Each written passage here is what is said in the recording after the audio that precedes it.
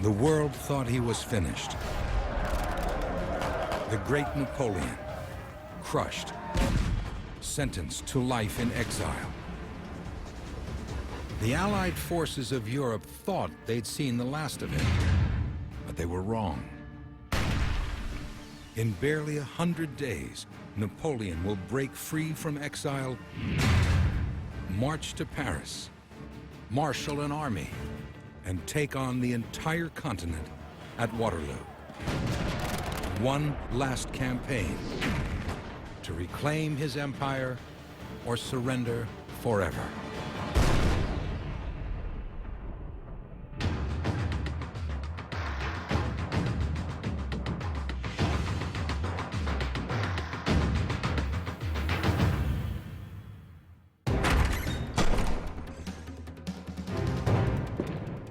In his darkest hour, a conqueror's resurrection begins with his destruction. April 12, 1814. The man who had all of Europe at his feet is about to have his empire ripped from his grasp.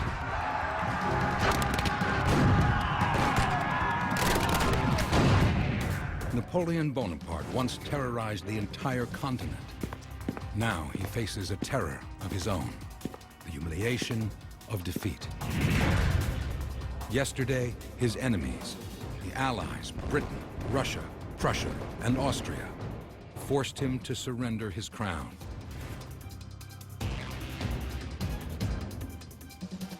Napoleon's ambition had cost France close to 1 million men. With the stroke of a quill, it's over.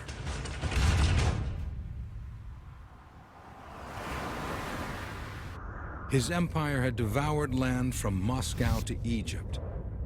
Now it's gone, leaving France a shadow of her former glory. The emperor faces a grim future.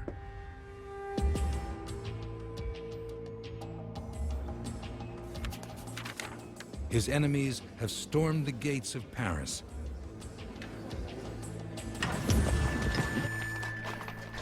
and condemned him to life in exile.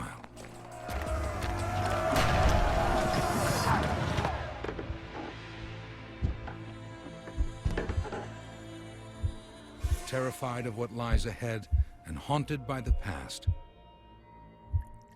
Bonaparte calls it quits.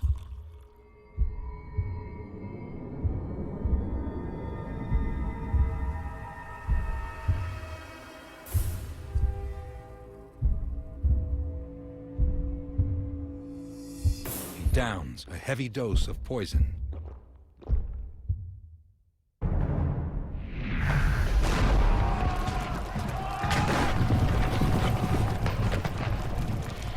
After 2 decades of conquest, Napoleon is giving up. Napoleon clearly feels that the game is up. All the hopes that he's trying to wriggle out of this desperate situation, he suddenly finds that there's nothing else to do. He wanted to go out in a blaze of glory, and if he couldn't do it by winning, he wanted to do it by dying as gloriously as possible while he was still emperor.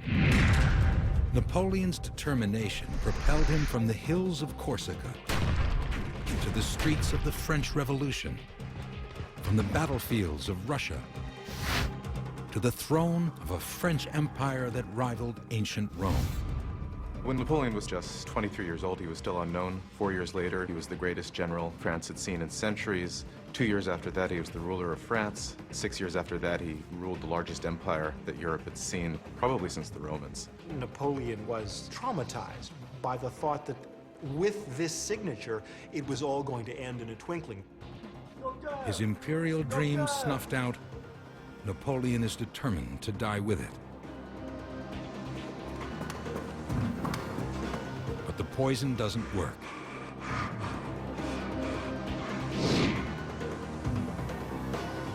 He begs his doctor for a heavier, fatal dose, but the doctor refuses to finish him off. I am not an assassin. Empereur! Empereur!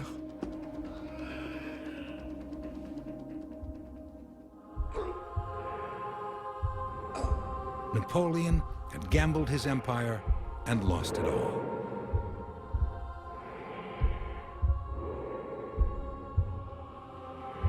But the emperor is far from finished.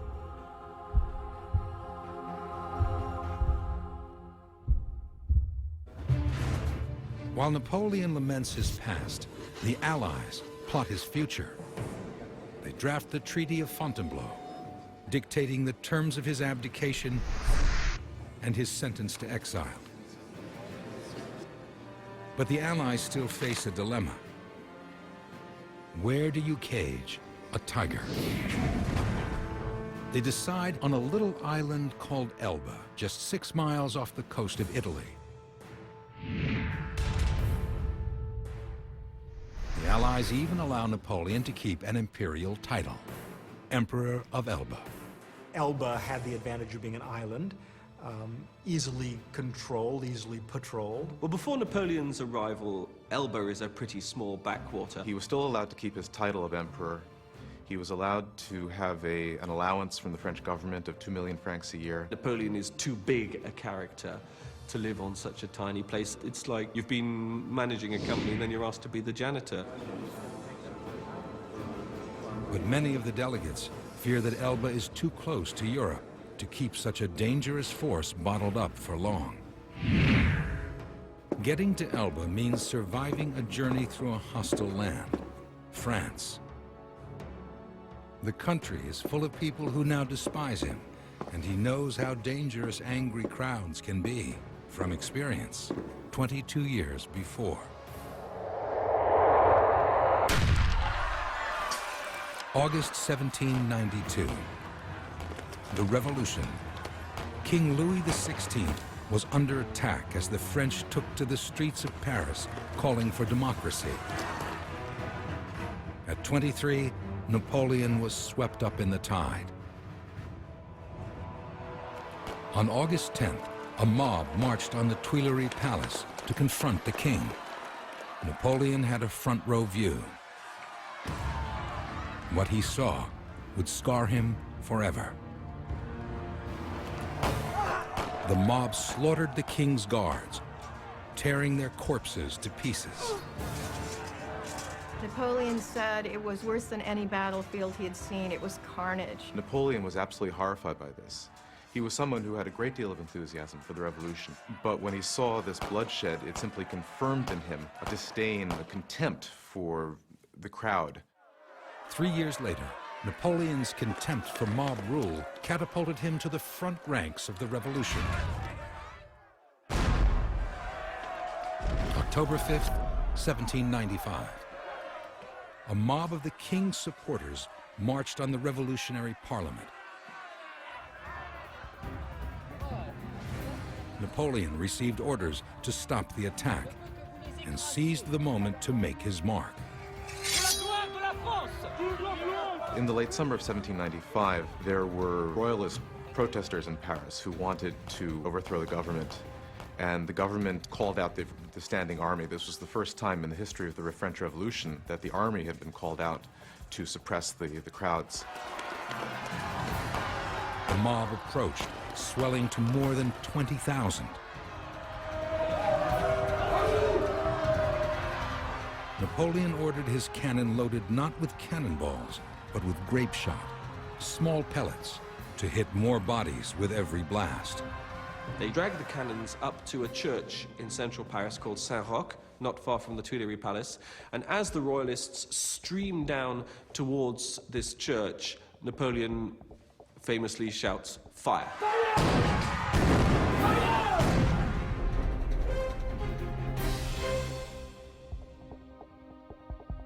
The crowd was mowed down en masse. It was just massive carnage, blood and death, and the crowd realized in one swoop, this was not crowd control like they'd ever known. Napoleon would later boast that he cleared the streets of Paris with a whiff of grape shot. His reward was a promotion to Major General. He had made his mark by soaking the streets of Paris with French blood. just a hint of the horrors to come.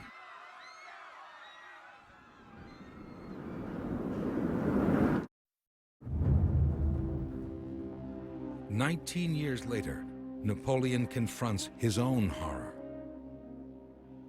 Having failed to kill himself, he faces a bleak future of exile. Since death is no more willing to take me in bed than on the battlefield, I shall go on. A British colonel, Neil Campbell, is to escort Napoleon to Elba and spy on him in exile. When Campbell arrives at Fontainebleau, he finds the ex-emperor a nervous wreck. Napoleon agonizes over his defeat. He paces constantly, chewing his knuckles raw. Napoleon certainly had reason to fear assassination, and by 1814 he was really hated by a lot of the French. France was filled with, at this point, a great number of royalists who loathed and hated Napoleon and would have been happy to kill him. And so there was good reason to think that he could have been assassinated. On his last day at Fontainebleau, Napoleon bids farewell to his most loyal troops, the famous French Imperial Guard.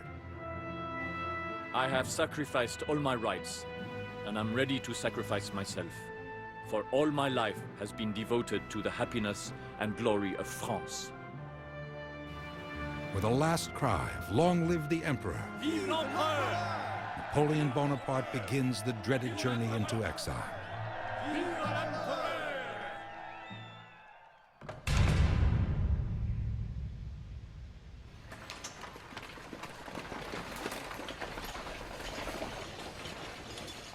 The road south carries him deep into a hostile world. If he has any hope of winning back his people, he will have to survive them first. People were very angry with Napoleon because he had been promising them victories. He had been promising them one more effort, and the empire will be established. And they had again and again provided armies with a kind of loyalty that no other general had enjoyed in modern history. And then it ended in a catastrophe. There are large parts of France that are unhappy with the way the regime has ended, and they want him to suffer for it.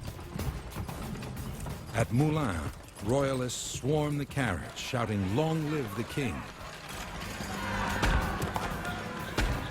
Napoleon orders the driver to pick up the pace. At Orgon, an effigy of Napoleon hangs from a makeshift gallows. Its sign threatens, sooner or later, this will be the tyrant's fate. Terrified, Napoleon disguises himself as a courier. It's a humiliation he hasn't felt since he first came to France as a child, 35 years before.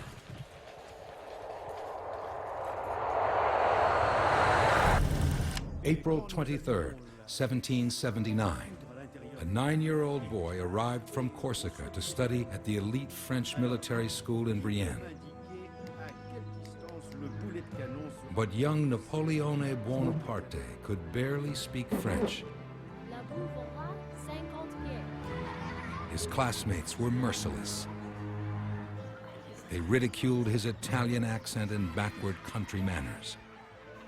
Napoleon was exotic for them. He was an oddity. He came from Corsica. He spoke French with a heavy accent. He's only recently just learned French, really, and they make fun of him. They make his name sound like a piece of straw on your nose. Instead of Napoleon, it sounds like Napoleone, which means in French, you've got a piece of straw on your nose. The Corsican boy grew bitter. He called his classmates hereditary asses, the scourge of the nation.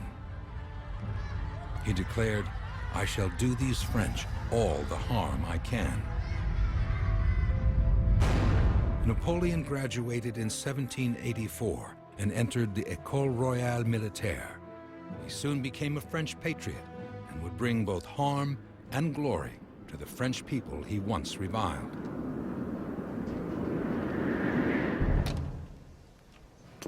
"30 years later, Napoleon takes his last steps on his beloved French soil. Fearful of assassination, he sails for Elba in the safety of a British vessel rather than a French ship. He boards the HMS Undaunted and requests a 21-gun salute as Emperor of the island of Elba.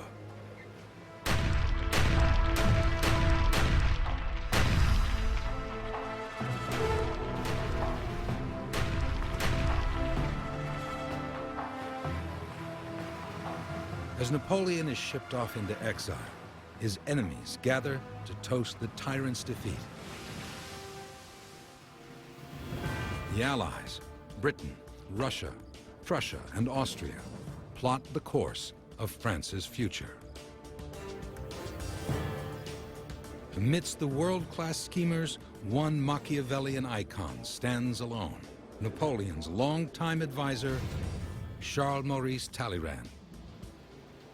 Talleyrand served 6 regimes and betrayed 4. He is among your most talented and bright, but most duplicitous characters of all in the French Revolutionary and Napoleonic period. Talleyrand is one of the incredible characters of this period. He was born into a great French noble family. He embraced the revolution and then managed to stay active in almost every regime that followed for the next 30 years. With Napoleon gone, Talleyrand switches sides to the Allies and weasels his way back to power.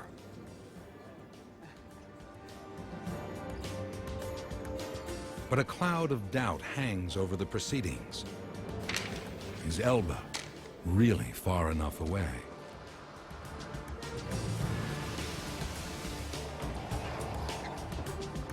One official comments that putting Napoleon on Elba is like having Vesuvius next door to Naples.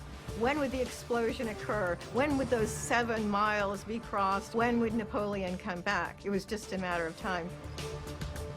An island prison would prove no match for a force as powerful as Napoleon Bonaparte.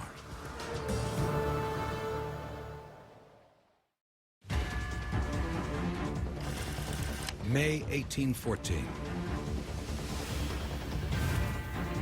The British frigate the Undaunted arrives at the island of Elba and discharges its precious cargo.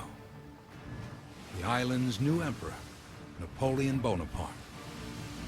Only 6 miles from the Italian coast, this speck of land is where Napoleon will be confined, for now. A welcoming committee whisks Napoleon to his new imperial capital, the village of Porto Ferraio. Town Hall has been converted into an improvised palace. The emperor's new throne is an old, threadbare sofa.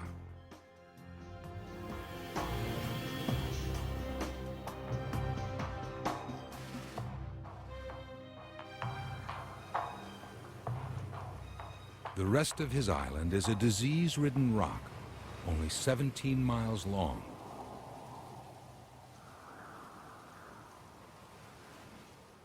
With a population of 12,000, mostly peasants, it's a feeble substitute for the empire he created and ruled for 15 years.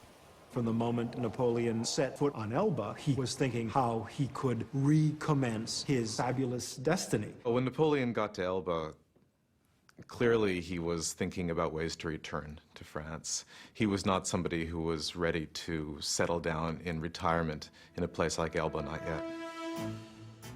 But while Napoleon takes stock of his new home, someone else is getting comfortable in his old one. Tuileries Palace in Paris. Napoleon's old co-conspirator Talleyrand has made himself kingmaker. And the man he props up on the throne is the brother of the deceased Louis XVI. Louis XVIII weighs in as the latest Bourbon king of France. But his 300-pound figure hardly inspires enthusiasm in the people. Louis XVIII was fat, he was gouty, there were all sorts of rumors about his impotence, he was not a charismatic figure in the least, and Nobody can be very charismatic in comparison with Napoleon. Louis inherits a shattered economy, decimated by Napoleon's wars. He slashes the army's budget, throwing 250,000 soldiers out of work. As an insult, he stiffs Napoleon, refusing to pay his pension. Obviously, among the people still loyal to Napoleon, particularly in the army, this did not go over well at all. Bankrupt, Napoleon chafes in his island prison.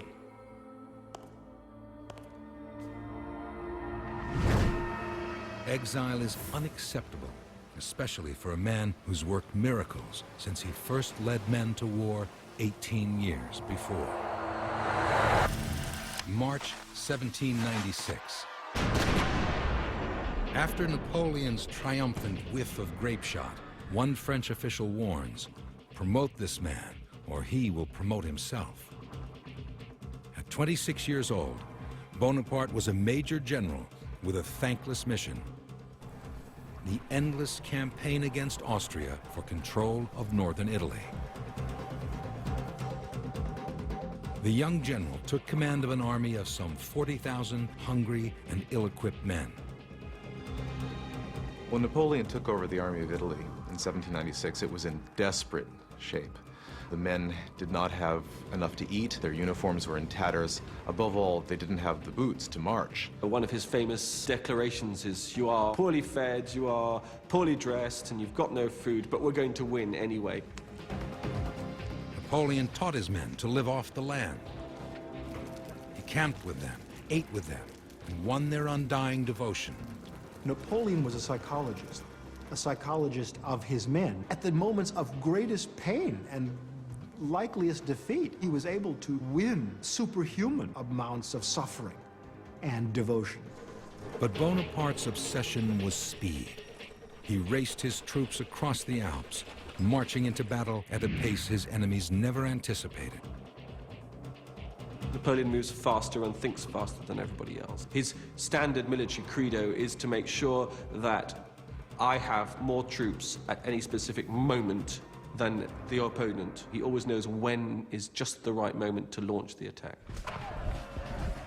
In April 1796, Napoleon's troops stormed into northern Italy. In less than 2 weeks, he ended a war that had dragged on for years.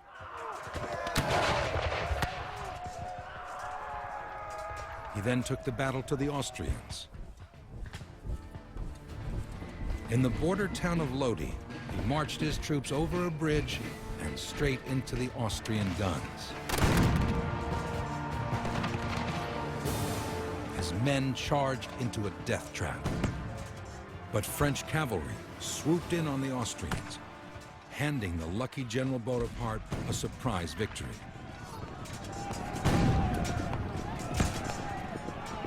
It wasn't any great battle.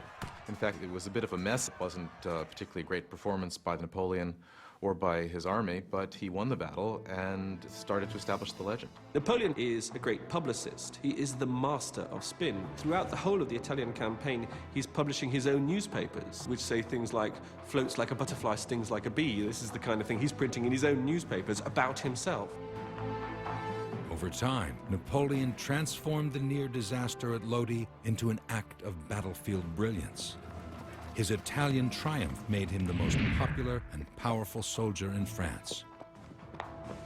The results of the first Italian campaign for Napoleon were extraordinary. French generals had been trying to conquer northern Italy for centuries, and none of them had succeeded. Napoleon not only succeeded, but seemed to do so almost effortlessly. He did what nobody else had done previously. That was enough to establish him as the most important general in France. But the hero's public confidence evaporated in private. He could redraw the boundaries of Europe, but there was still one thing he couldn't control: his wife. Just 2 days before marching off to Italy, Napoleon had married a woman 6 years his senior, Josephine de Beauharnais. Josephine de Beauharnais was a very unlikely wife for Napoleon. She was older than he was. She was a Creole, originally from the island of Martinique in the Caribbean. She had been widowed when her husband was sent to the guillotine in the Revolution. Napoleon is obsessed with Josephine. He's completely bowled over by her, as we see from the early letters. These extraordinary, passionate letters that he writes day after day. The lovesick general poured out his passion in daily letters from the battlefront. Josephine sent almost nothing in response.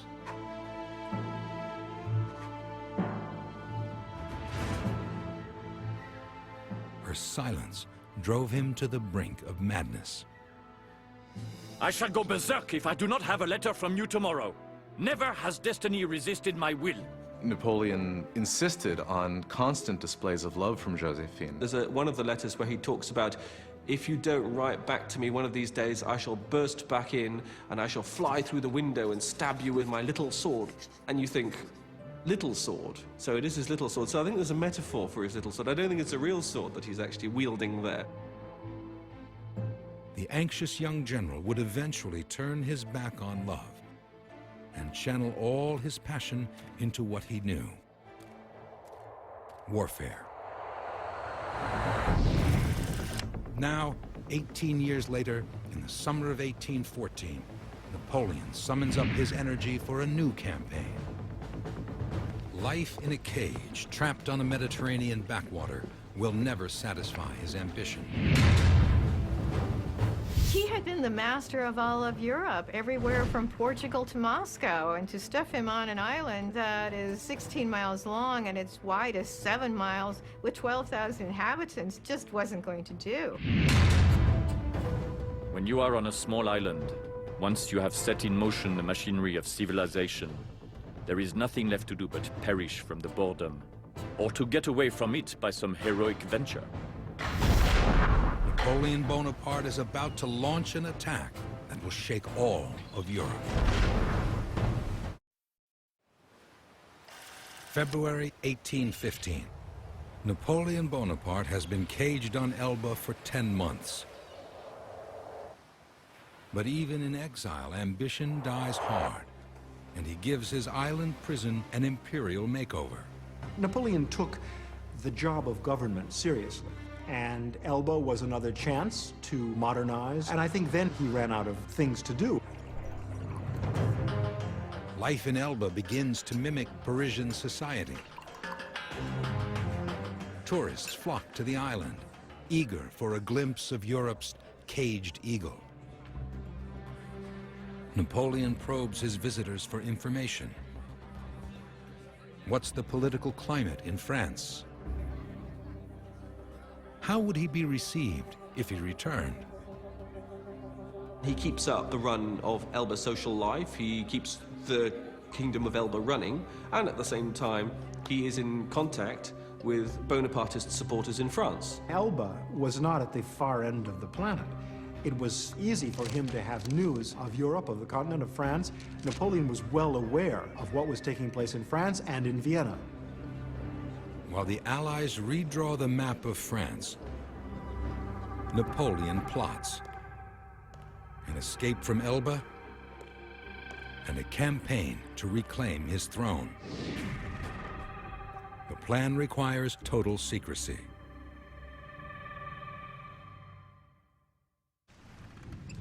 Elba's token military comes complete with a warship, the Inconstant. Disguised as a British naval vessel, it'll make the perfect vehicle for his escape. Napoleon prepares to unleash his great weapons, speed and surprise, to re-establish his empire. His quest is a long shot, but not for a man who dreamed of ruling the entire world and almost pulled it off.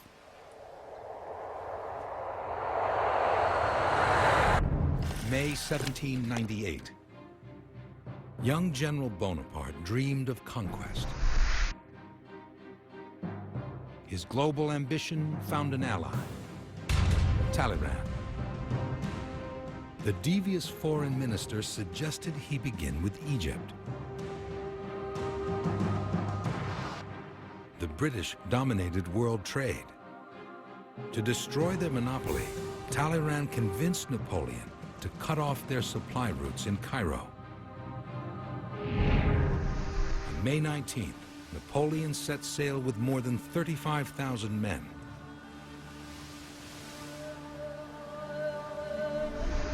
On July 1st, his invasion force landed near Alexandria and began to march over 130 miles to Cairo. But the Mamelukes who ruled over Egypt weren't about to surrender. They rallied their forces and prepared to repel the French invaders. On July 21st, with the pyramids on the horizon, Napoleon deployed his troops in square formations, all guns pointed outward. The Mamelukes flew over the dunes on horseback, but their sharp scimitars were no match for the French guns. The French adopt the square tactics, and the attackers, of course, don't have firearms particularly. They're very good horsemen, but they can't really resist the carbines of the French army and are mown down. At the Battle of the Pyramids, Napoleon lost barely 30 men. Thousands of Mamelukes lay dead. Napoleon had won France a new colony, but his triumph soon became a trap. Disease, heat, and homesickness drove many of the soldiers to suicide. Attacks from insurgents wore them down. Then they encountered an even deadlier enemy, bubonic plague. What Napoleon found in Egypt was a horror show in terms of the state of development, the weather, the degree of enmity from the locals. He hadn't been prepared for that much warfare under those terrible conditions. Fortunately, news of trouble back home helped Napoleon escape his Egyptian quagmire. A European coalition had mobilized to invade France. On August 23rd, Napoleon abandoned his army and set sail for home. Napoleon left Egypt in 1799, and it looks very much like somebody deserting his post. It seemed for a while that the French Republic was on the brink of collapse. Napoleon was desperate to get back to France. He also felt that the moment had clearly come when he had to get back into the game of French politics. Egypt had become a nightmare. But Napoleon used his PR genius to spin it into a triumph. His patriotic conquest of the land of the pharaohs. When Napoleon got back to France in 1799, people didn't yet think of the Egyptian campaign as a disaster.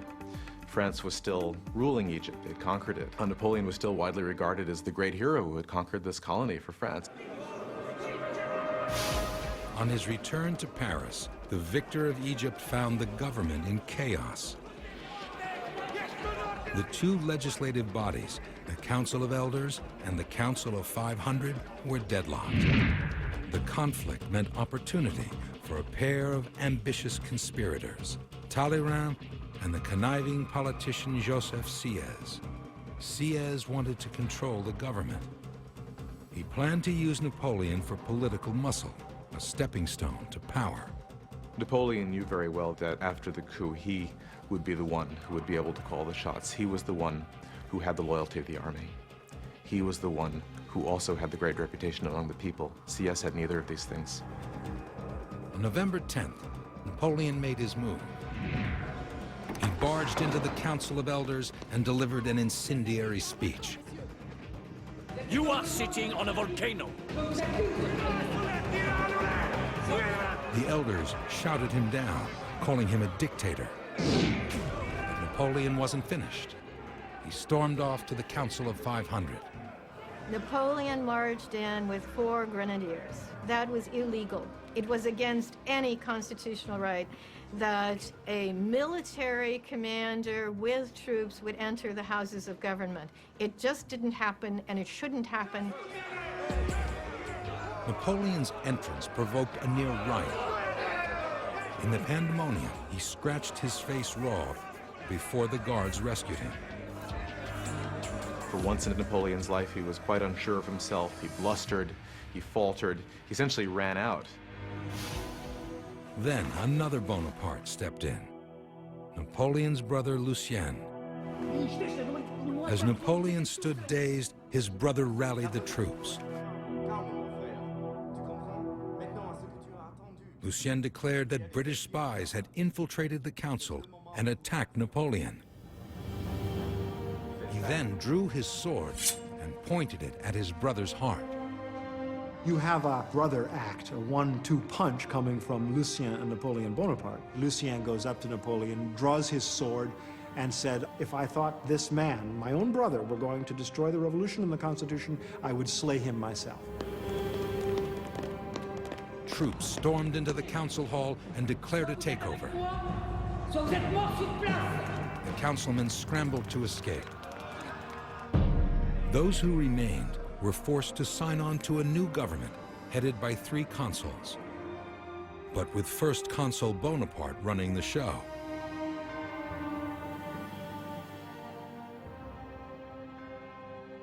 Napoleon, the 30-year-old general, was officially the government of France, the embodiment of the will of the French people.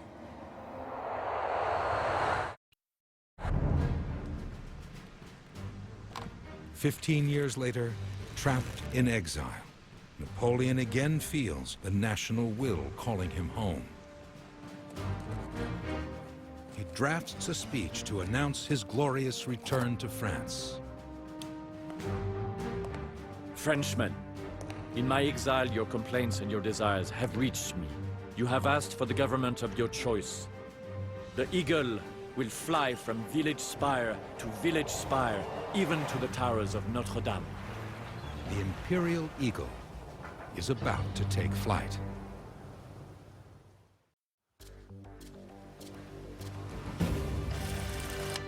February 26, 1815. The most dangerous prisoner in Europe is about to stage a breakout. Napoleon Bonaparte is escaping from Elba. Accompanied by a contingent of imperial guards, Napoleon boards the ship the Inconstant and sails for home. A prisoner of his own ambition, Napoleon wants his empire back. An empire he imposed on the world when he crowned himself emperor 10 years before. After seizing power as first consul, Napoleon quickly stabilized the country, stamping out the spasms of violence that had rocked France since the Revolution. What Napoleon accomplished as first consul was really very considerable. He imposed order, and he set up the basis of a durable government. Napoleon snuffed out critics and opponents of his new regime with harsh justice. The repression sparked growing resentment, and one band of angry citizens vowed to make the new first consul feel their hatred. Christmas Eve, 1800. Napoleon headed to the opera for a performance of Haydn's Creation. Ahead, on a corner of Rue Saint-Nicaise, an ordinary wagon loaded with everyday barrels, except one packed with explosives. Napoleon, always in a rush, flew by. A split second later, the bomb went off. The explosion killed 8 people and wounded dozens. But Napoleon wasn't among the casualties. He actually went to the opera and put in an appearance there, and when news spread that he had almost been assassinated, the spectators simply rose up and cheered him. The attempt on his life gave First Consul Bonaparte an excuse to crack down even harder and cement his grip on power. Thereafter, people ask the question, what happens if Napoleon dies? And so Napoleon encourages the debate as to what happens to the state if he's not there. Napoleon called for a national referendum. By a vote of over 3 million to 8,000, he was elected first consul for life.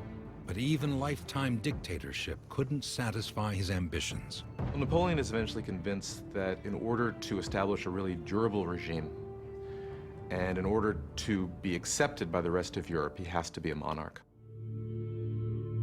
Napoleon proclaimed the birth of a new empire, a power base beyond any king or queen.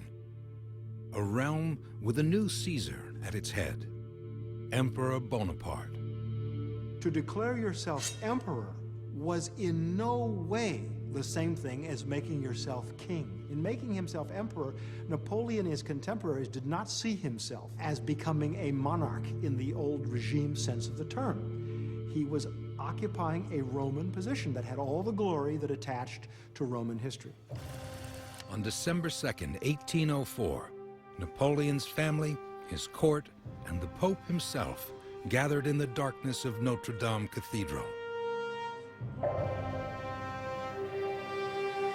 Napoleon Bonaparte, a 35-year-old Corsican upstart, raised a crown of golden laurels and placed it on his own head. He staged this incredible, grandiose coronation ceremony for himself, but also to get the Pope there, to get the Pope in his presence so that Napoleon would be accepted as legitimate by Catholics both inside of France and outside. I wanted to rule the world, and in order to do this, I needed unlimited power. The world begged me to govern it. Sovereigns and nations vied with one another in throwing themselves under my scepter. In a single moment, Napoleon served the world notice. His ambition knew no limits. His empire would have no boundaries. The benefits of the coronation, in terms of the effect it had on Europe, the other monarchs, the fact that the Pope came to Paris and performed this ceremony was spellbinding.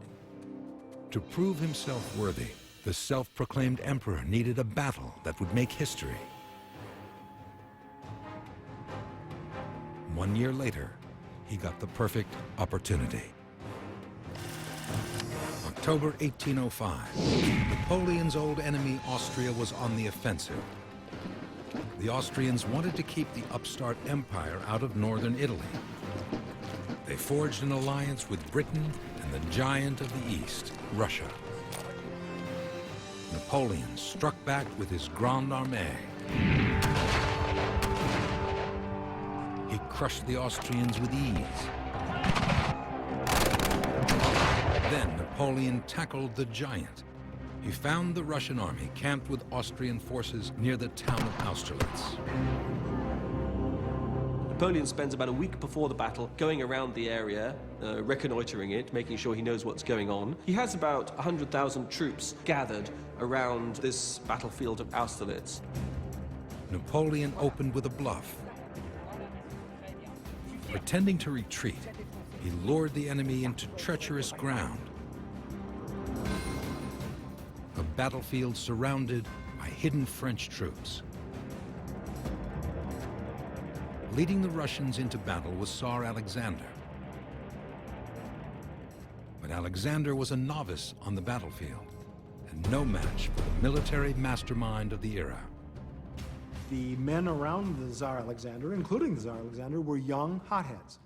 And they were convinced that the French were vulnerable, and so they attacked. Alexander marched his army straight into Napoleon's trap.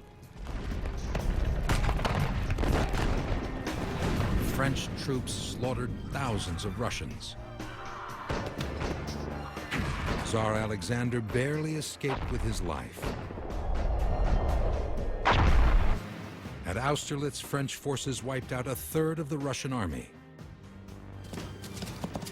And one man emerged as the military master of Europe, the Emperor Napoleon.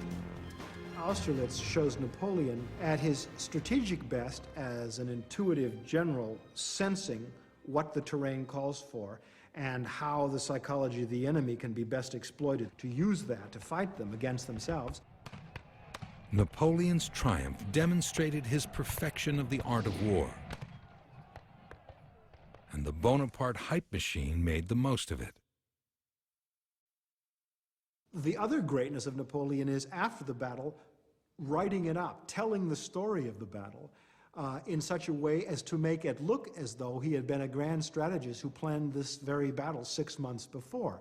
What in effect was a game of poker, he made out to be a round of chess. 9 years later, Napoleon prepares to recapture the glory of Austerlitz. The coast of France looms on the horizon, but the former emperor doesn't know whether he'll be cheered on arrival or shot. After 10 months in exile, Napoleon once again plants his feet on French soil. Vindication or defeat, his fate lies ahead on the road to Paris.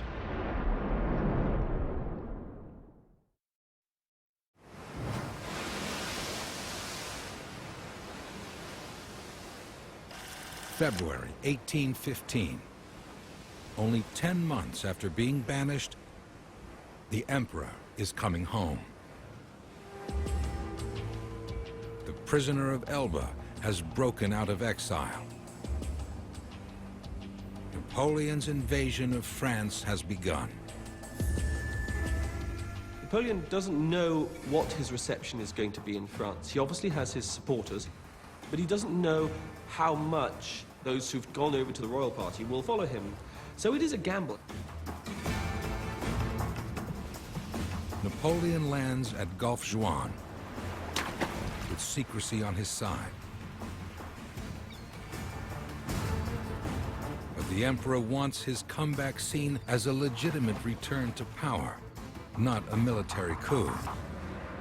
Well, one thing that Napoleon had to promise the French at this point was that he would not plunge them back into the kind of disastrous wars, and that he would not reestablish the kind of repressive regime that he had presided over during the empire.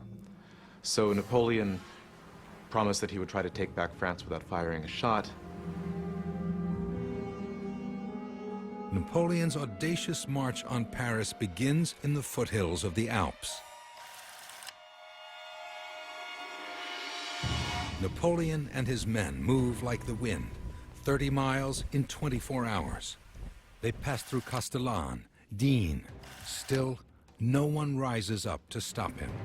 This man has bled the French Empire dry.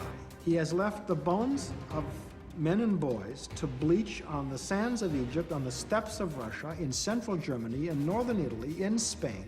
He has brought his empire down with a resounding crash around him. How is it that the French don't shoot him on sight? I suppose it's possible that had he landed in the wrong area, had he come across a military detachment that was loyal to the new government, he might very well have been shot. But he was lucky. As so many times throughout his career, he met with a population that hailed his return. And then very quickly, the army did start going over to him. This was obviously the crucial thing. 500 miles away in Vienna, the Allies plot the future of France. Then they hear the stunning news. Bonaparte has escaped. When the Allies meeting in Vienna hear that Napoleon has left Elba and is going back through France and is attracting support, they describe him as a general outlaw. And so he is someone who has to be stopped. No one in Vienna feels the heat more than Charles Talleyrand. He has sold out Napoleon to win clout in the new French regime. Then comes word that his old partner is back in business. Talleyrand's schemes are about to be smashed to bits. Talleyrand began making sure that he could control the internal affairs of France during whatever period Napoleon would be there. The great leaders of Europe mobilize to retaliate. One advantage for the Allies is a hostage they hold in Vienna. The one thing Napoleon wants most, his 3-year-old son.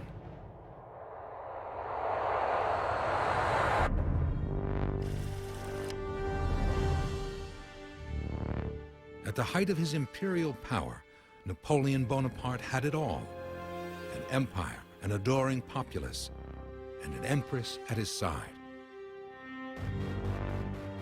But to build a dynasty, one thing was still missing: a son. Besides wanting to be emperor, to solidify that position among the rulers of Europe, he also needed an heir to solidify the dynasty. Josephine was barren, and so he needed to look for someone who could bear him that child. Although he still clearly had great feelings for Josephine, that desire for an heir came before everything else. Napoleon reluctantly told Josephine he needed to divorce her. The divorce was reason of state, and I think Napoleon did it with a good deal of personal sadness, but without hesitation. For Napoleon, the quest for an heir was a matter of state, not the heart. When he was shown a portrait of the Austrian emperor's daughter, Marie-Louise, he declared, "That's just the kind of womb I want to marry." For Napoleon, marrying her would serve two obvious purposes. First, she was young and she was probably fertile. And secondly, this would, he thought, finally truly legitimize him in the eyes of the crowned heads of Europe. For an interloper to marry into perhaps the oldest reigning family in Europe was no small accomplishment. In April, Napoleon made Marie-Louise his empress. Within a year, she delivered. 100 rounds of cannon fire rang out across Paris, announcing the birth of Napoleon François, heir to the Bonaparte dynasty. The birth of Napoleon's son was one of the great events in his life. He felt finally that the continuity of the empire had been assured and that his name would live forever as the founder of a new dynasty of French monarchs. During Napoleon's exile, Marie-Louise fled to Vienna with their child. The father of the would-be dynasty was denied any contact with his son. 1 year later, Napoleon is back to reclaim his throne and an empire for his heir. But first, he must once again win the hearts of the French people. On the long road to Paris, the emperor's charm begins to work its magic. The march to Paris is one continuous set of good news, and at almost no point along the way does anything go against him. He's either able to avoid hostile areas, or he simply is able to win the soldiers over to him, and more, this becomes legendary as it's happening. In the town of Gap, a few old officers join the crusade. The next morning, cheering crowds trail the troops for 6 miles. Napoleon's comeback is gathering strength. In Paris, a letter arrives for Louis XVIII. The message, Napoleon is on his way to Paris. The king cries out, "It is revolution once more." His house folded like a house of cards. Just one after another, everything fell apart. Louis still really didn't even know what to do. In desperation, King Louis officially declares Napoleon a traitor. It's now every loyal French soldier's duty to kill Bonaparte on sight. March 7th. As Napoleon arrives in Le Fray, his troops find themselves staring down the muskets of the king's men. Napoleon orders his soldiers to lower their guns. Determined not to fire a shot, the emperor slowly walks forward. Soldiers of the 5th, I am your emperor. Know me. If there is one among you who would kill his emperor, his general, here I stand.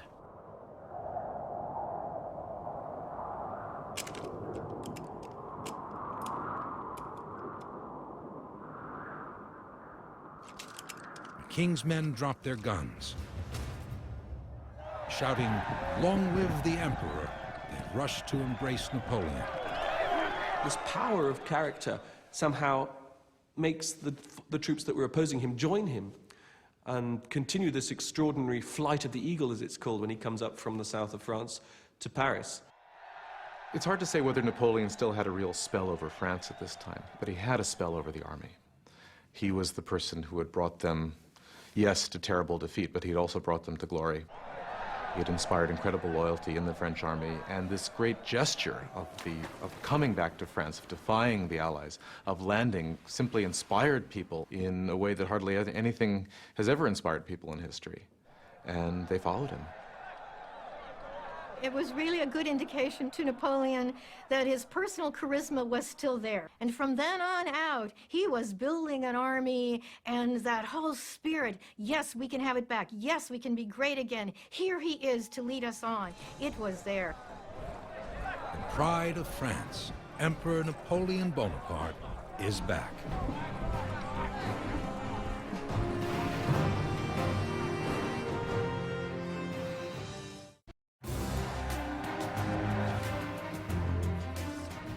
Napoleon Bonaparte has broken out of exile and won back the countryside.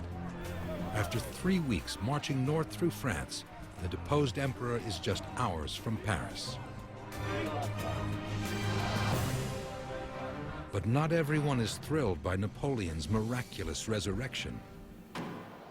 Members of the king's court flee the capital in fear. The hysteria reaches the palace. The king's attendants urge him to run for his life. After all, his own brother, Louis XVI, lost his head to the revolution.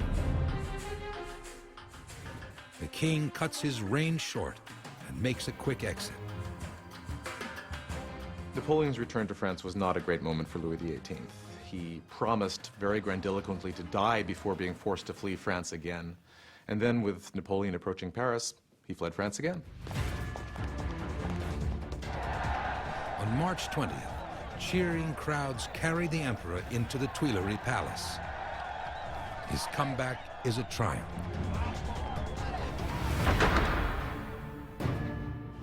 In just 20 days, he has reclaimed his crown and country, true to his word, without firing a single shot. But the final piece of the imperial puzzle is missing: his son and heir. The Austrian emperor forbids any reunion between Napoleon and his son. For the Allies, not letting Marie-Louise and Napoleon's son go back was a clear sign that they considered his return utterly illegitimate. It would have caused great problems for the Allies had the Austrian emperor's daughter been there back in France as empress. It would have seemed to give legitimacy back to Napoleon and his empire. They weren't going to let this happen. The emperor isn't the only one missing a son. After nearly 20 years of Napoleon's bloody wars, hardly a family in France hasn't sacrificed a son to conscription, the draft.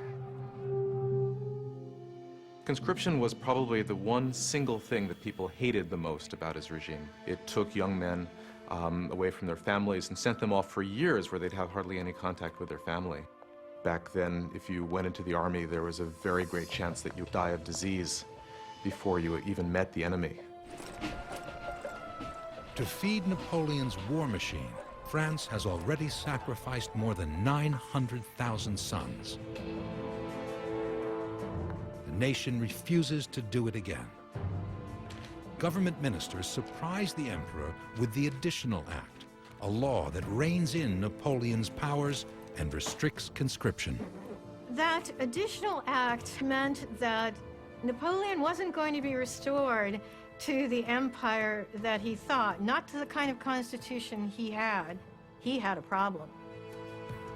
Without the draft, Napoleon is powerless against his enemies. Meanwhile, the Allies gather in Vienna and plot to eliminate him permanently. And no one in Vienna shares more history or hatred of Napoleon than Alexander Romanov, the Tsar of Russia. 1807. After humiliating Alexander at Austerlitz, Napoleon poured salt in the wound. In a string of ferocious battles, he drove the Russians back to their borders. The carnage brought the Russian Tsar to the bargaining table. In a tent on a raft in the middle of the Niemen River, Tsar Alexander I and Napoleon Bonaparte met face to face for the first time. Je suis enchanté d'enfin vous rencontrer, Alexandre. S'il vous plaît. Je suis tout à fait d'accord. And something unexpected happened. Napoleon was charmed. His first remarks to Napoleon when they meet in this raft is, I hate the English as much as you do. And then Napoleon replies, well, if that's the case, I think we can do business. Napoleon was ready to embrace Alexander. He was ready to almost fall in love with him. And he did. He wrote back to Josephine saying, if Alexander was a woman, I'd marry him. Alexander is very romantic about his vision of Napoleon, and he, as it were, falls in love with Napoleon. He falls under the spell of Napoleon. What's clear is that the two of them seduced each other. For once, somebody did a number on Napoleon. The leaders signed the Treaty of Tilsit, effectively blockading trade between Europe and France's arch-enemy, Britain. They talked about how they would divide Europe, where they would draw the boundary line. This belonged to Napoleon, this belonged to Alexander. Where Alexander could expand south of Russia, Napoleon could continue the control of Western Europe. Je suis tout à fait d'accord. The two rulers parted, with Napoleon believing he had dealt the British a death blow. But before the afterglow of their summit had time to dim, Napoleon discovered that Russia was secretly trading with Britain. Alexander had betrayed him. The Russian economy was in desperate straits, and Alexander needed to trade with Britain and needed to trade outside of Europe. And so he gave in eventually, and Napoleon was crushed. Napoleon was furious at Alexander's infidelity. It was proof that he could trust no one. If he was to rule Europe, he would have to do it alone.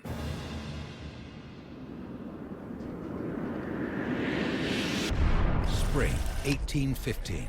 Russia and the rest of Europe are again uniting against him. The resurrected emperor must fight. But after his breathtaking march back to power, Napoleon believes nothing is impossible. Russia, Prussia, England, Austria, let them all conspire to crush him. He can build a new war machine to recapture his glory, whether his people like it or not. The emperor is back and ready to take on the world.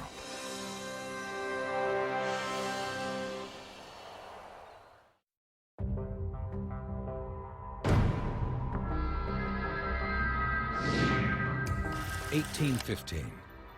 Napoleon Bonaparte has reclaimed his imperial crown. He's defied the other nations of Europe and begun a 100-day quest to rebuild his empire. The French people have again given him their hearts, but not the dictatorial powers he once enjoyed.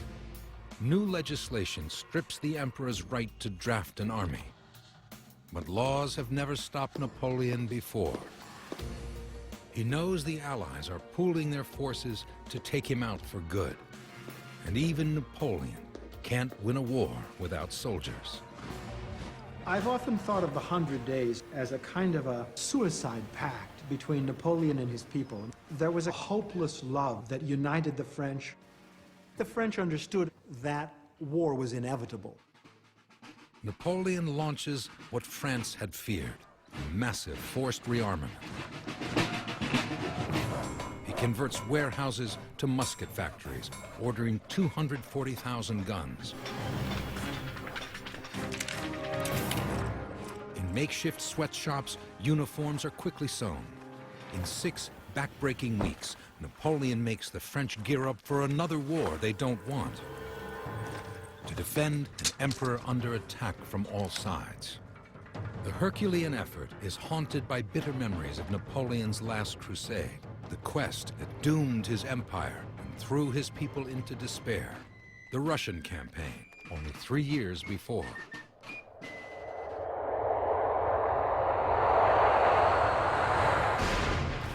June 1812. At the height of Napoleon's power, his one-time friend, Tsar Alexander of Russia, had double-crossed him. To punish the Tsar for secretly trading with Great Britain, Napoleon staked everything to invade Russia. What he wanted to do is he wanted to teach Russia a lesson and essentially to humiliate it, to knock it out of the war. He wanted to crush its army. Napoleon drafted men from every corner of his empire, from Poland to Italy, and put together one of the largest armies ever seen in Europe. a fighting force of 600,000 men. The Russian campaign was, without question, the greatest campaign in European military history to that point, and it required all the resources of the Grand Empire to bring it off. Napoleon believed he could do almost anything. You have to remember that. He could move his troops at lightning speed. He could live off the land. He could do all of that. So they would go to Moscow. They would have one great pitched battle. Alexander would capitulate. He would be told his lesson. Napoleon could then control Europe as he pleased. It didn't happen that way.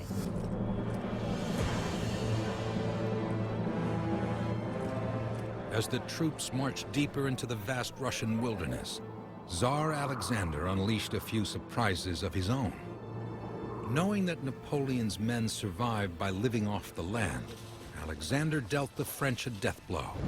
He scorched the Russian earth, obliterating any hope of foraging for food.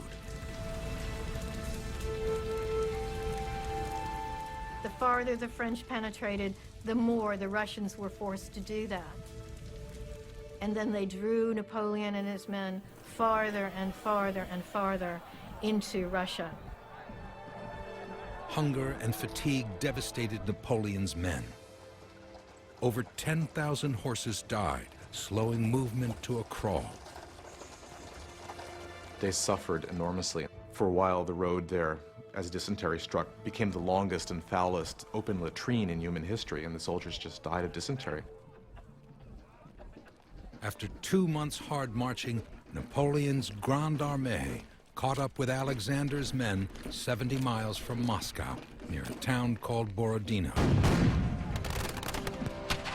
12 hours of combat, non-stop slaughter. The French killed 40,000 Russians.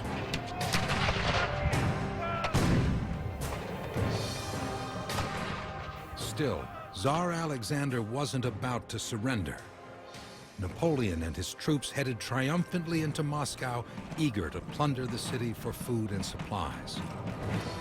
On September 14th, the Grande Armée took control of a ghost town. But rather than let Napoleon's men ravage his capital, Alexander did it himself. He burned the ancient wooden city of Moscow to the ground.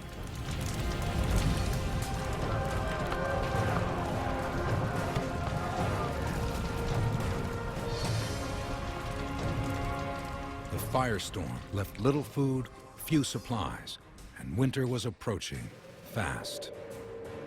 He thinks that once I've got the capital city, I should have the control of Russia. But he doesn't. And he doesn't understand why that's the case. Russia is, in fact, this giant sort of, it's not a centralized situation. It's lots of little centers. And so taking the capital city makes no difference whatsoever. Napoleon set up camp in the Kremlin. For weeks, he ignored the warnings of his officers that the time had come to head back to France. It's always been a bit of a mystery to me why Napoleon hung on for as long as he did in Moscow. He certainly underestimated the difficulty of marching out in the winter. 5 weeks passed. Finally, Napoleon ordered the retreat. 1,500 miles back to Paris.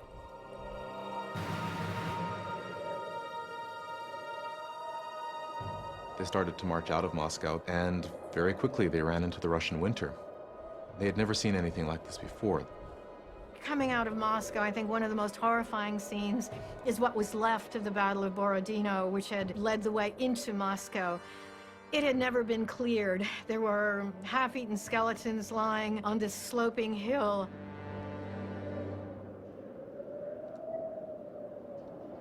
Fierce blizzards splintered Napoleon's army. Packs of Cossacks flew in through the snows on horseback and picked off the French one by one. Thousands starved or froze to death.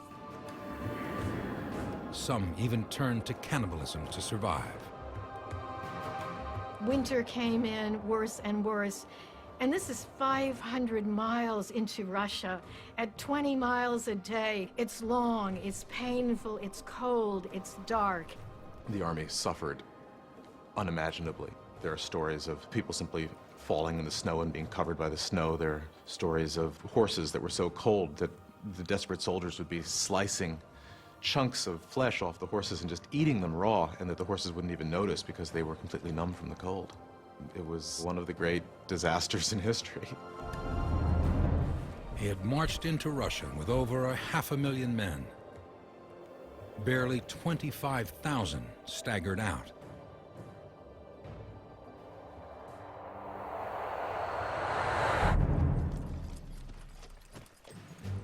Back in Paris, Napoleon confronted a nation disillusioned by his disastrous Russian campaign. Prussia and Austria were planning an invasion of France, and the French people had little resistance left. Within a year and a half, the Allies marched into Paris, commanded by the man Napoleon had hoped to humiliate, Tsar Alexander. The emperor was forced to give up his throne and was shipped off to exile on Elba. In the spring of 1814, Napoleon's reign was over.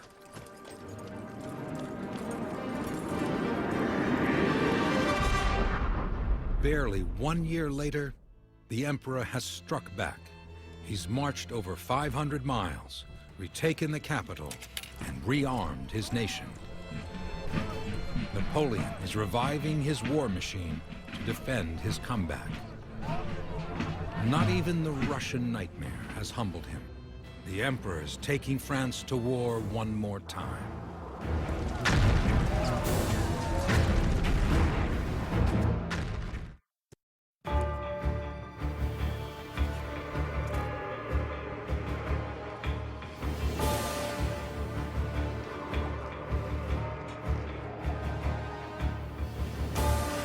June 12th, 1815.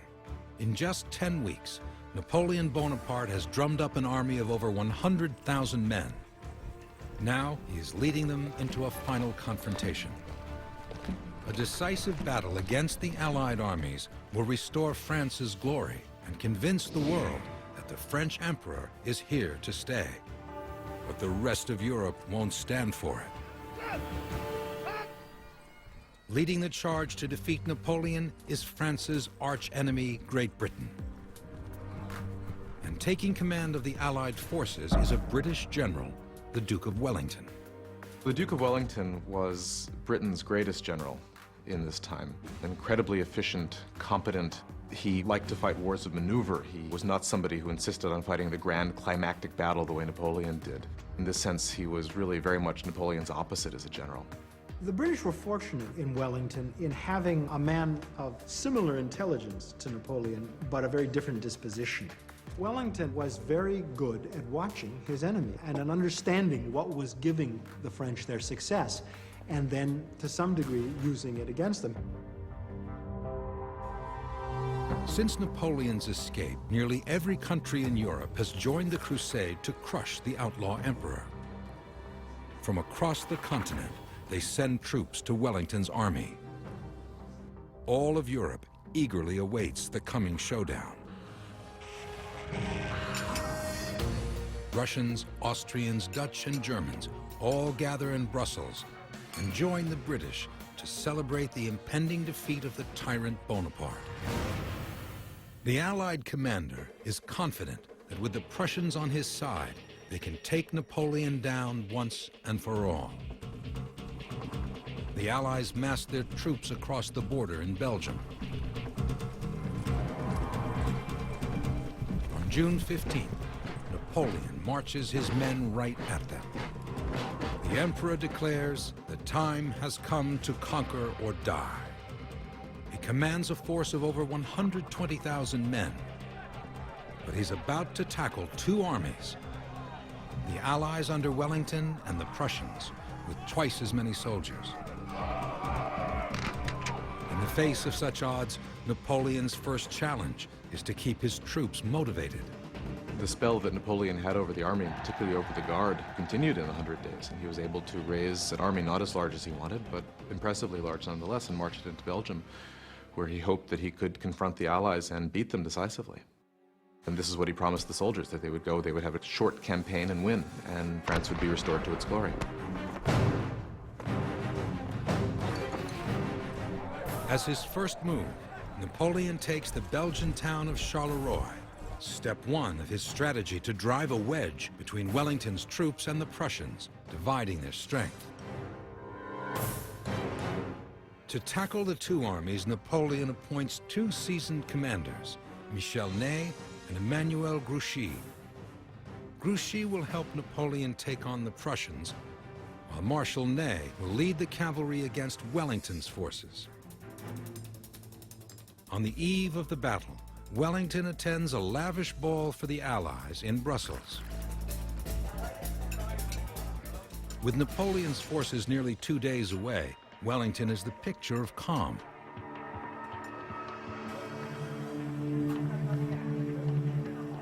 But after midnight, the message arrives from the front. Napoleon's troops are less than 24 hours from Brussels. Wellington at Lady Richmond's ball was surprised not by the fact that Napoleon was going to attack them in Belgium, they expected that, but again, the speed at which he arrived on their front door.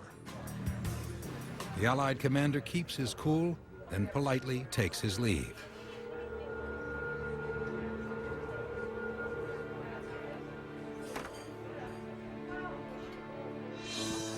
Wellington's plan had been to head off the French at the nearby town of Quatre Bras. Once again, Napoleon has beaten the Allies to the punch. Wellington supposedly remarks, "He's humbugged me, by God," and immediately leaves the ball and starts organizing his army to go fight.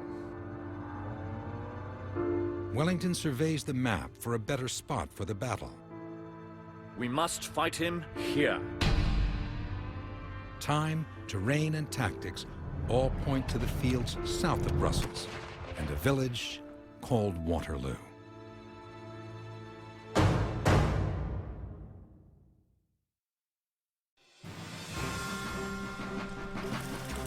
June 16, 1815.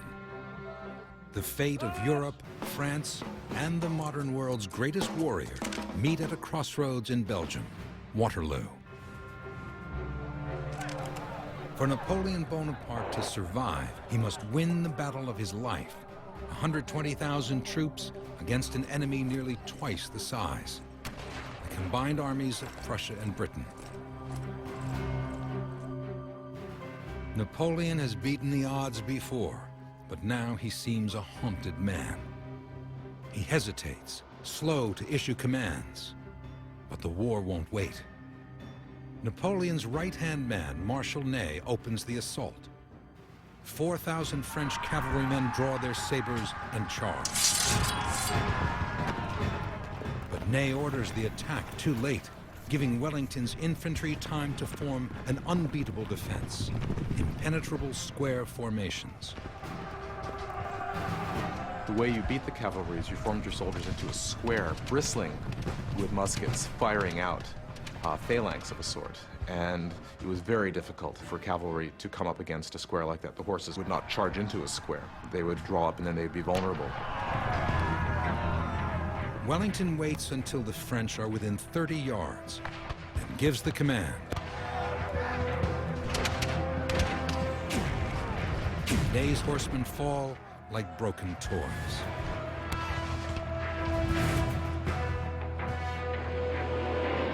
The charge by Ney is not supported by the infantry or artillery fire.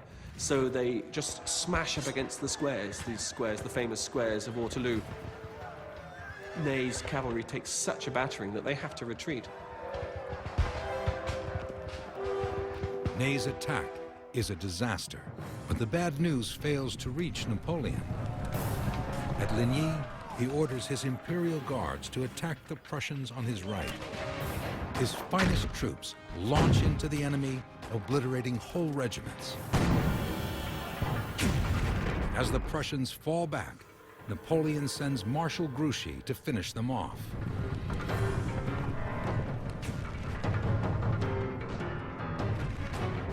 Napoleon has no idea of Ney's crushing defeat, and he's convinced both Wellington and the Prussians are on the run. Victory appears almost in reach. June 18th, morning on the battlefield. Napoleon is exhausted. He spent the night having his hemorrhoids treated with leeches. The constant years of war had taken a real toll on Napoleon. By the end of his empire, he had gotten fat. He suffered terribly from this condition called dysuria that made it incredibly painful to urinate. He suffered from terrible hemorrhoids. He suffered from insomnia. All of these things were plaguing him to one extent or another during the final campaign. Fighting pain and doubt, he tries to fire up his exhausted generals. I tell you now that Wellington is a bad general, that the English are bad soldiers, and that the whole thing will be a picnic. His officers aren't so optimistic. One says the British troops are impregnable, famous for their tenacity and marksmanship. Another warns Napoleon the English infantry in close combat is the very devil. But Napoleon won't stand for pessimism. Gentlemen, if my orders are carried out well, tonight we shall sleep in Brussels. 1 p.m. In the distance, Napoleon sees a mass of troops approaching. Finally, Marshal Grouchy has returned with reinforcements. Victory is at hand. It was the key moment of the battle when Napoleon saw a mass of troops approaching the battlefield, and his heart leapt because he thought this was Grouchy coming back and bringing him the troops he needed. But closer inspection confirms his worst fears. They're not French soldiers, they're Prussians.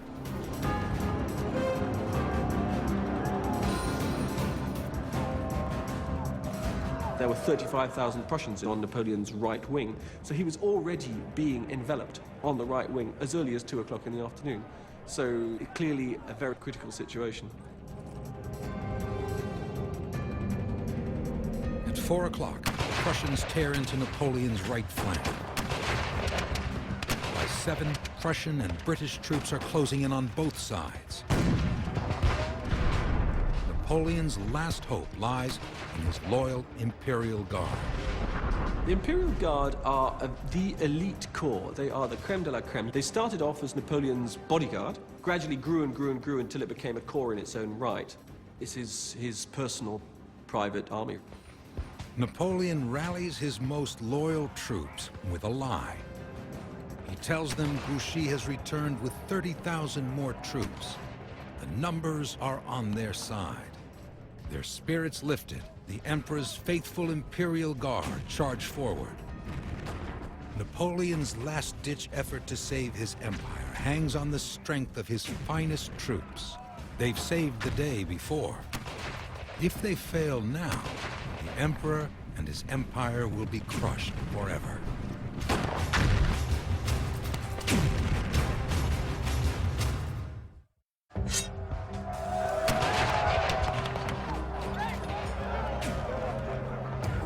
Waterloo, June 18, 1815.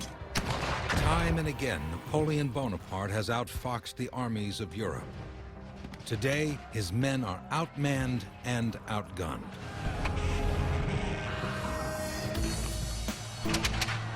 British and Prussian regiments surround the French.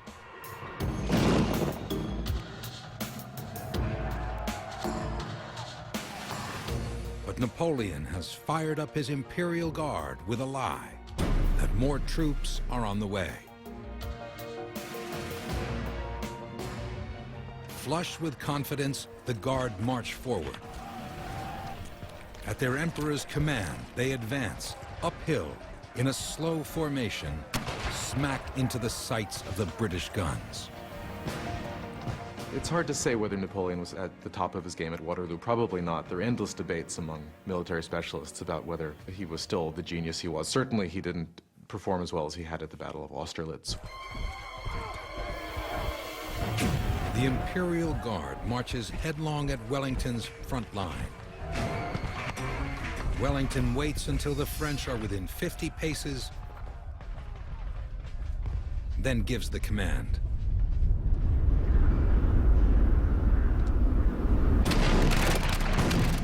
In less than 60 seconds, hundreds of French soldiers are mowed down.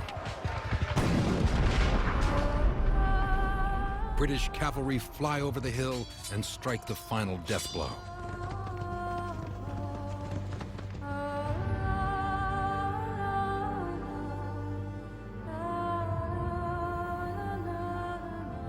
Napoleon tries to rush into the fray.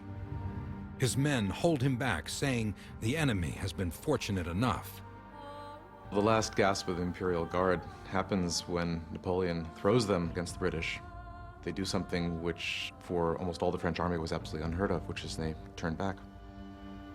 There was the famous statement that the Guard never retreats, it dies. But on this occasion, they retreated.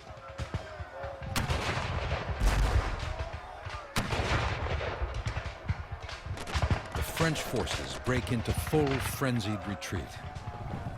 A few guardsmen hold out long enough to cover the retreat of the Emperor himself. Napoleon's comeback is over. Waterloo, he was outnumbered. There were, in theory, 200,000 Allied troops nearby, and he only had about 80,000. I think the French probably performed as well as they could have done on that day. June 19, 1815. Napoleon's last campaign to terrorize Europe has terrorized no one more than his own people. In just 2 days, 25,000 French soldiers are slaughtered. Even as he slinks home in disgrace, Napoleon refuses to accept defeat. Napoleon didn't give up. He wrote his brother and said, "Joseph, we can get more horses to pull cannon. I can get some more men together. This is just a skirmish." Carnage all over the battlefield. Incredible death. Napoleon fantasizes new campaigns. But now hardly anyone in France will support his madness. June 22nd, the Prussians are closing in on Paris. At his palace, Napoleon receives the Allies' formal demand for his abdication. He erupts in a tirade and raves about reviving the terrors of the revolution to save his reign. But his delusion finally comes to an end. It is too great a price to pay for one man's life. I did not return from Elba to drench Paris in blood. After barely 100 days in power, and only 4 days after his defeat at Waterloo, Napoleon gives up his empire for the second time.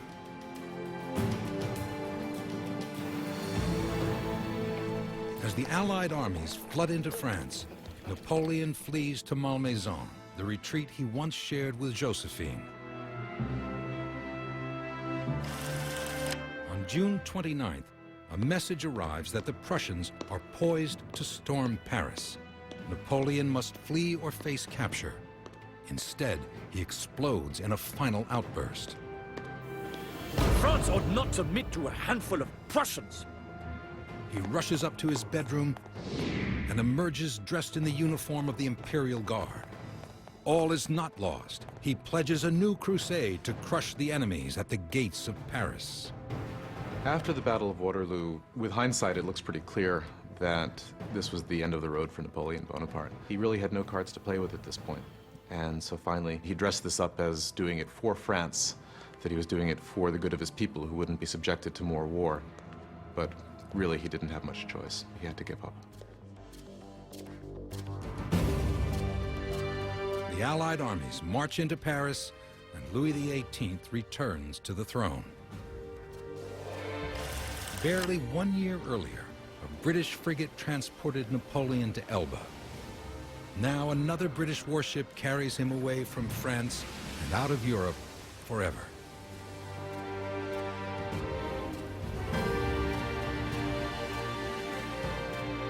The fury of Napoleon's 100 days taught the Allies a bitter lesson about exile. This time, they take no chances. The man who had dominated an entire continent will live out his final days on a speck of rock 1,200 miles from the African coast, the remote island of St. Helena.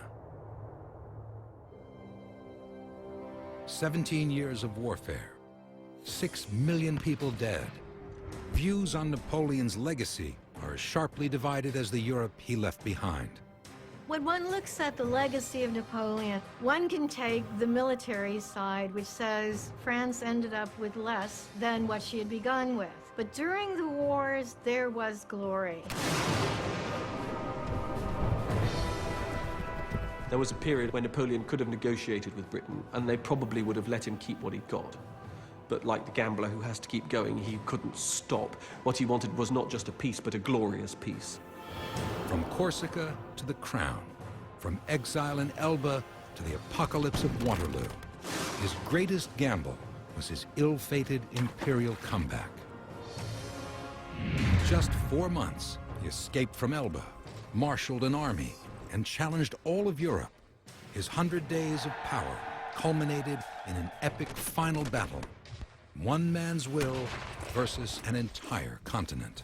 The 100 Days, the return from Elba, in the annals of adventure, remains one of the most unusual episodes in human history. Napoleon himself, when he was in exile in St. Helena, famously remarked, "What a novel my life has been." People could hardly believe that a single man had done this. It really seemed like something out of the most fantastic sort of fiction.